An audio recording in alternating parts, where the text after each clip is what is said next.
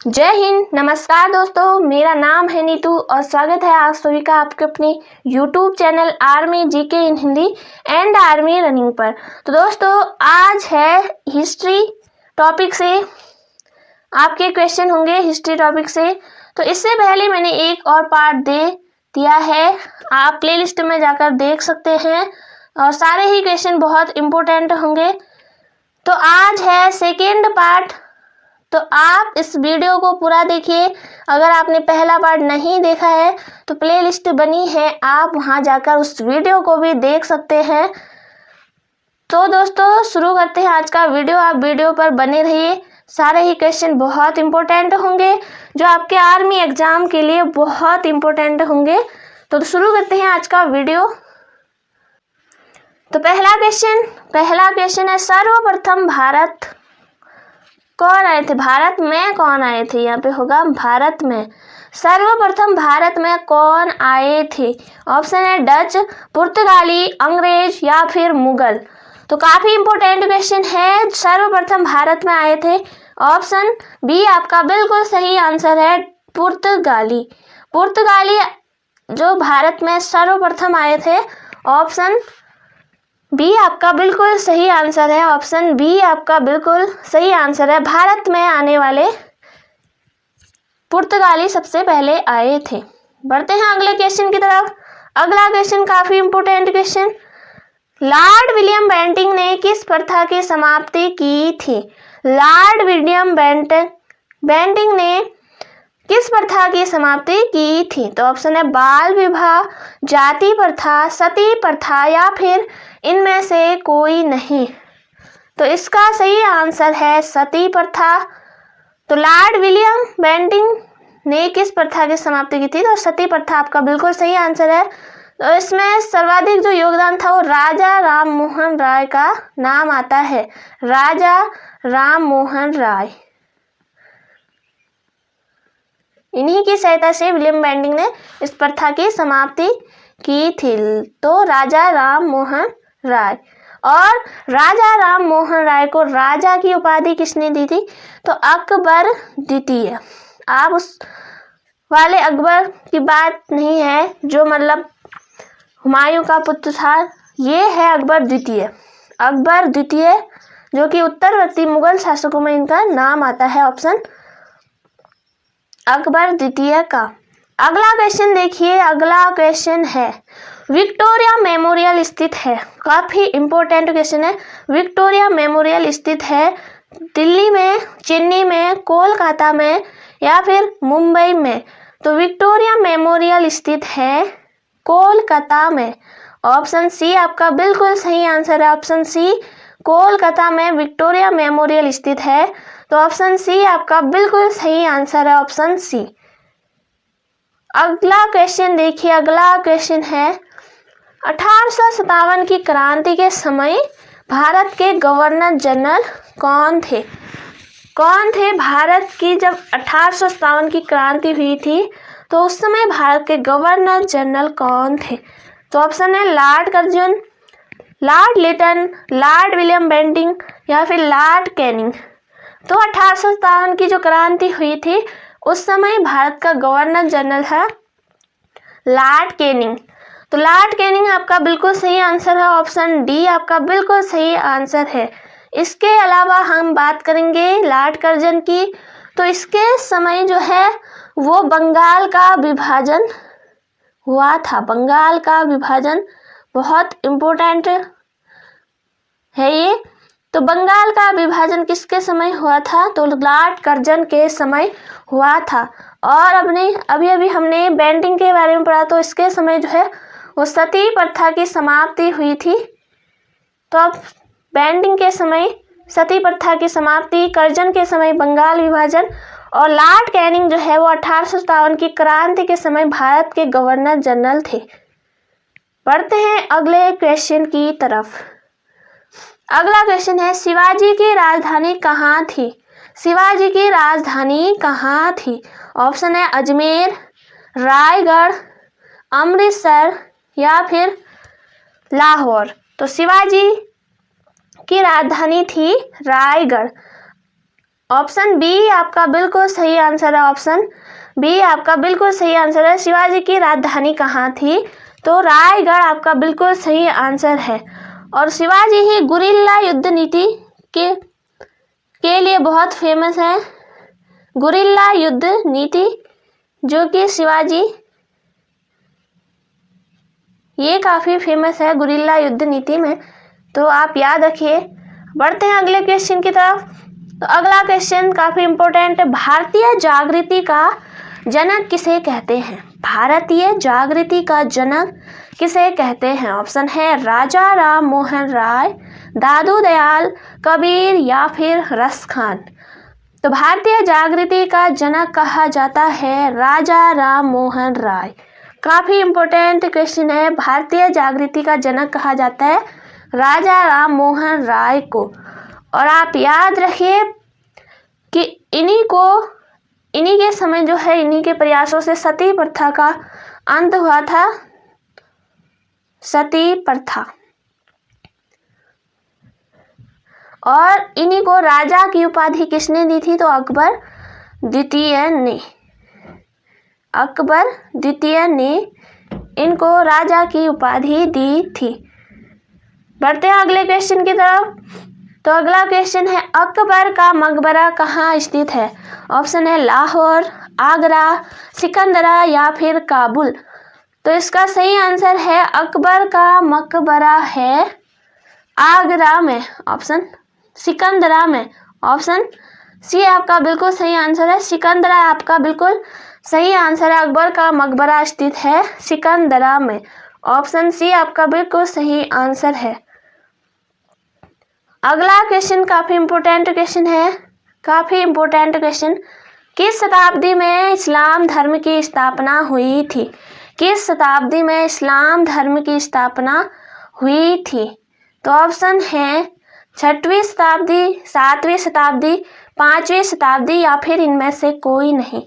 तो इस्लाम धर्म की स्थापना हुई थी 7वीं शताब्दी में।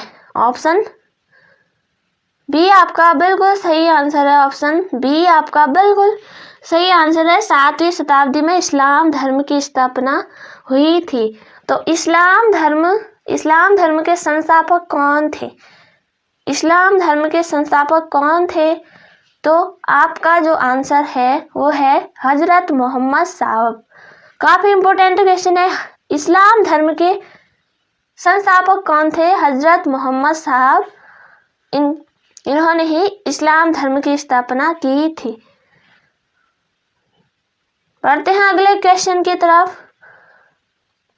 अगला क्वेश्चन देखिए, खानवा का युद्ध कब हुआ था?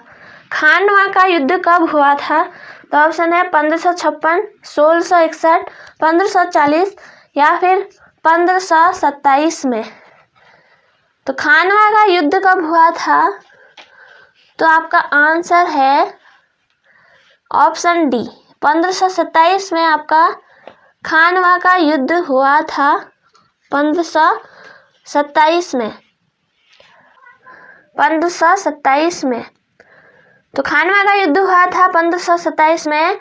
अब बात करते हैं 1556 में। 1556 में आप याद रखिए अकबर और हेमू के बीच पानीपत की दूसरी लड़ाई हुई थी।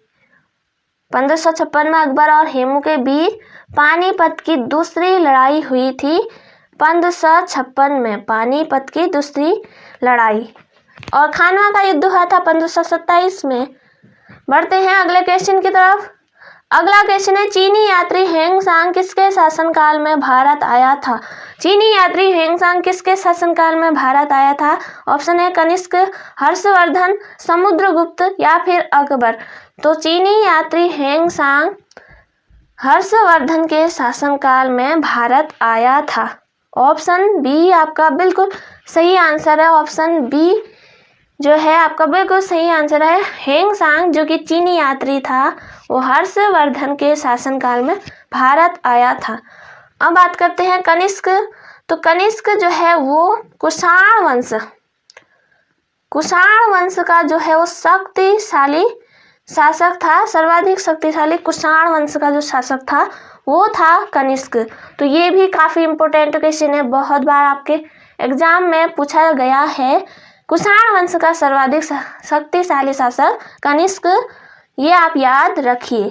और समुद्रगुप्त की बात करें, समुद्रगुप्त को भारत का नेपोलियन कहा जाता है, नेपोलियन और ईरान का नेपोलियन, तो काफी इंपॉर्टेंट है। ईरान का नेपोलियन कहा जाता है नादिर शाह को, नादिर शाह को कहा जाता है ईरान का नेपोलियन। अगला क्वेश्चन है मौर्य साम्राज्य की राजकीय मुद्रा का नाम क्या है? मौर्य साम्राज्य की राजकीय मुद्रा का नाम क्या है? ऑप्शन है हिरण्य, पर्ण, कंसा या फिर दिनार। तो मौर्य साम्राज्य की राजकीय मुद्रा थी आपकी ऑप्शन बी आपका बिल्कुल सही आंसर है। ऑप्शन बी आपका बिल्कुल सही आंसर है, ऑप्शन बी। पर्ण आप याद रखिए, पर्ण जो है मौर्य साम्राज्य की राजकीय मुद्रा थी, ऑप्शन बी पर्ण आपका बिल्कुल सही आंसर है। और मौर्य वंश के संस्थापक कौन थे? तो चंद्रगुप्त मौर्य ने ही मौर्य साम्राज्य की स्थापना की थी। बढ़ते हैं अगले क्वेश्चन की तरफ। अगला क्वेश्चन काफी इंपॉर्टेंट क्वेश्चन है। पंचतंत्र के रचनाकार कौन थे? पंचतंत्र के रचनाकार कौन थे? ऑप्शन है कल्हण, जयदेव, भास या फिर विष्णु शर्मा। पंचतंत्र के रचनाकार कौन थे? तो इसका सही आंसर है विष्णु शर्मा। विष्णु शर्मा जिन्होंने पंचतंत्र की रचना की, पंचतंत्र के रचनाकार हैं विष्णु शर्मा।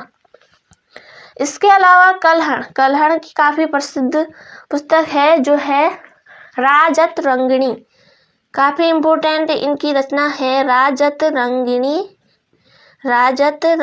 इसका कल्हण की प्रसिद्ध रचना है। काफी इंपॉर्टेंट ये क्वेश्चन है, अब याद रखिए। अगला क्वेश्चन देखिए, अगला क्वेश्चन क्या है? संगम साहित्य की भाषा क्या थी? संगम साहित्य की भाषा क्या थी? तो ऑप्शन है उर्दू, हिंदी, तमिल या फिर फारसी। तो संगम साहित्य की भाषा थी ऑप्शन सी आपका बिल्कुल सही आंसर है, ऑप्शन सी तमिल। संगम साहित्य की भाषा क्या थी? तो तमिल आपका बिल्कुल सही आंसर है, ऑप्शन सी आपका बिल्कुल सही आंसर है। संगम साहित्य की भाषा थी तमिल। पढ़ते हैं अगले क्वेश्चन की तरफ।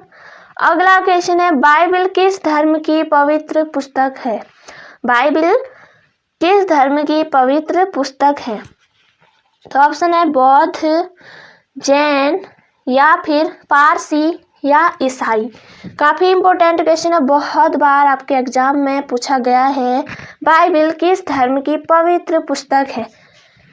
तो ऑप्शन इसका सही आंसर है ईसाई।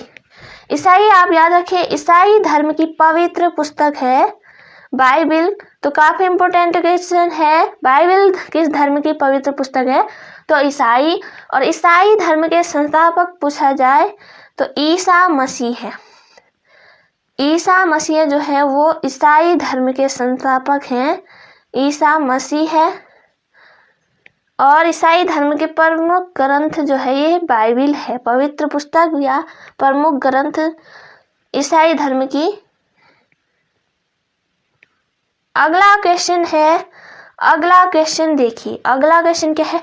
उज्जैन का पुराना नाम क्या है? उज्जैन का पुराना नाम क्या है? काफी इंपॉर्टेंट क्वेश्चन है। ऑप्शन है इंद्रप्रस्थ, अवंतिका, मगध या फिर पाटलिपुत्र। पाटलिपुत्र या फिर इंद्रप्रस्थ, अवंतिका या फिर मगध। तो उज्जैन का पुराना नाम है अवंतिका। ऑप्शन बी आपका बिल्कुल सही आंसर है, उज्जैन का नाम अवंतिका है। और इंद्रप्रस्थ किसका पुराना नाम है? तो आपके दिल्ली का पुराना नाम है इंद्रप्रस्थ, दिल्ली का पुराना नाम है इंद्रप्रस्थ। और पाटलिपुत्र किसका पुराना नाम है? तो पटना, जो कि बिहार की राजधानी है पटना। और उज्जैन से संबंधित क्वेश्चन एक महत्वपूर्ण क्वेश्चन है कि उज्जैन किस नदी के किनारे बसा हुआ है, किस नदी के तट पर स्थित है? तो क्षिप्रा नदी के तट पर स्थित है, क्षिप्रा। काफी इंपॉर्टेंट क्वेश्चन है, सारे ही क्वेश्चन आप नोट कर दिए और काफ़ी इम्पोर्टेंट ये रहेंगे आपके एग्ज़ाम के लिए, तो इन्हें आप ज़रूर नोट करें। तो दोस्तों ये थे आपके क्वेश्चन जो कि आपके आर्मी एग्ज़ाम के लिए काफ़ी इम्पोर्टेंट होंगे। ये मैं और आप हमें बताइए कि आपके कितने क्वेश्चन सही हुए हैं। 15 क्वेश्चनों में मैं मानती हूँ कि आपने अगर 12 प्लस भी किए होंगे तो आपकी तैयारी बहुत अच्छी चल रही है। काफ़ी इम्पोर्टेंट आपकी तैयारी चल रही है। दोस्तों आपको अगर और भी तैयारी करते रहना है तो हमसे जुड़े रहिए और हमारे साथ ही आप अपना सिलेक्शन पाने में ज़रूर सफल होंगे। तो दोस्तों मिलती हूँ नेक्स्ट वीडियो में, तब तक के लिए आप अपनी तैयारी करते रहिए, कंटिन्यू रखिए और मेहनत कीजिए।